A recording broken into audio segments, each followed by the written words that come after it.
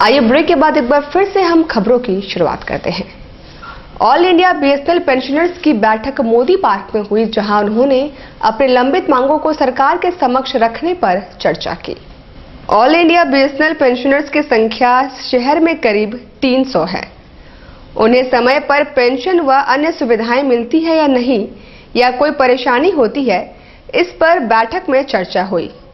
साथ ही परेशानियों को दूर करने पर भी आम सहमति बनाई गई। All India BSNL pensioner Jamshedpur district का है। हर मास में एक बैठक, हर महीने में हम लोग बैठक करते हैं और जितने सदस्य हमारे, उनका किसी तरह की कोई दिक्कतें होती है, जैसे पेंशन में कहीं दिक्कत हुई, किसी का पेंशन नहीं मिल रहा है, मैंने कोई भी कठिनाई हुआ है पेंशन से संबंधित, ये केवल पेंशनर वालों के लिए। झारखंड कॉन्ट्रैक्टर्स वेलफेयर एसोसिएशन के सदस्य सरकार से काफी नाराज हैं। नोटबंदी के बाद उनके सभी काम ठप पड़ गए हैं और उन्हें भारी आर्थिक क्षति पहुंची है। नोटबंदी के बाद विभिन्न मदों में ठेका में काम करने वाले ठेकेदारों को काफी परेशानी का सामना करना पड़ रहा है। रुपये निकासी को सीमित कर दिए जाने से वे न तो मजदूरों को भुगतान कर सक रहे हैं और न मटेरियल की खरीदारी कर पा रहे हैं। रविवार को निर्मल गेस्ट हाउस एसोसिएशन के अध्यक्ष अभय सिंह की अध्यक्षता में सभी ठेकेदारों ने बैठक की। बैठक में बाबुओं पर उन्होंने रिश्वत मांगने का भी उनके जुर्म पर आलोचना की है। और हम लोगों ने ये मीटिंग किया है कि सारे कार्य जितने भी विकास का ठेकेदारी का काम चल रहा है, चाहे रोड में हो, सिंचाई विभाग में हो, भवन में हो, सारे कार्य नोटबंदी के चलते ठप पड़ गया है, बंद हो गया है, क्योंकि हम लोग समय पर लेबर का भुगतान नहीं कर पा रहे हैं। हम लोग का लिमिट 50,000 हुआ है, 10-20 हज़ार बैंक से साप्ताहिकी मिल रहा है। सारे लेबर का 2 लाख 3 लाख रुपया साप्ताहिकी भुगतान करना पड़ रहा है। लेबर बोल रहे हैं कि जब तक आप पैसा नहीं दीजिएगा तब तक आप काम नहीं कीजिएगा। दूसरी अफसरशाही ऐसा हावी हो गया है ये सरकार में कि आप जो भी किसी भी कार्य का शिलान्यास करवाने जाइए, स्थानीय विधायक से लेकर के सत्ता पक्ष के विधायक हो या विपक्ष के विधायक हो, सारे लोग को पैसा चाहिए और बिना पैसा का वो शिलान्यास करने नहीं जाते। तौर पे घूस के तौर पर इन लोगों को पैसा चाहिए। जब तक आप पैसा नहीं दीजिएगा मैं शिलान्यास करने नहीं जाऊंगा। वो लाखों में उन लोग का डिमांड हो रहा है। मुखी समाज का चुनाव 11 दिसंबर को होना है, जिसकी तैयारियां पूरी कर ली गई है और प्रशासन से भी सहयोग मांगा गया है। जमशेदपुर मुखी समाज का चुनाव 11 दिसंबर को होना है। मुखिया पद के लिए 5 दावेदार ने पर्चा भरा है। इनमें से सुरेश मुखी और लखविंदर वरुआ के बीच तगड़ी टक्कर की उम्मीद की जा रही है। हम लोग ये बताना चाहते हैं, जमशेदपुर मुखी समाज एसटीडी में आगामी 11 दिसंबर को मुखिया चुनाव है। उसी से संबंधित कुछ जानकारी हम लोग प्रेस में दे देना चाहते हैं और स्थानीय प्रशासन जैसा एसडीओ, थाना प्रभारी को भी सूचित कर दिया गया और उन लोगों से रिक्वेस्ट किया गया है कि हम लोग को विधि व्यवस्था ना बिगड़े, इसके लिए आप लोग मदद करिए इस चुनाव को निष्पक्ष तरीके से चुनाव कराने के लिए।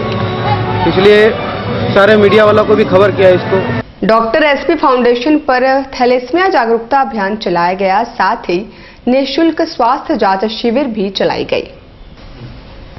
एसपी फाउंडेशन द्वारा हर वर्ष निःशुल्क स्वास्थ्य जांच शिविर लगाई जाती है। रविवार को धतकीडी में लगाई गई शिविर में बड़ी संख्या में लोग लाभान्वित हुए। इसके अलावा थैलेसीमिया के प्रति लोगों को जागरूक करने का अभियान भी चलाया गया।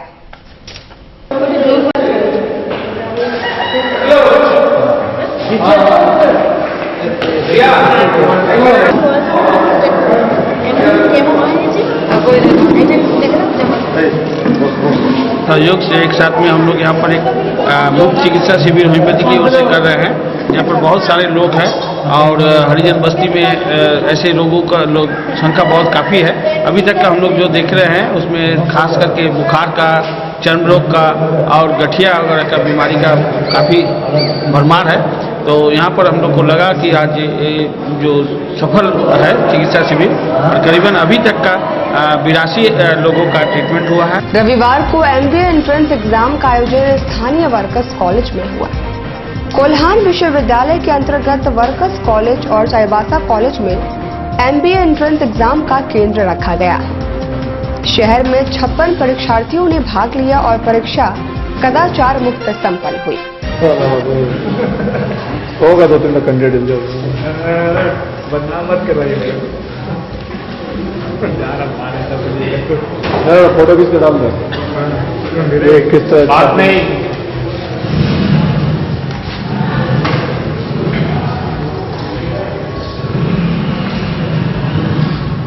MBA का एंट्रेंस टेस्ट, हाँ सर बताइए। कोलान यूनिवर्सिटी का MBA का एंट्रेंस टेस्ट होगा।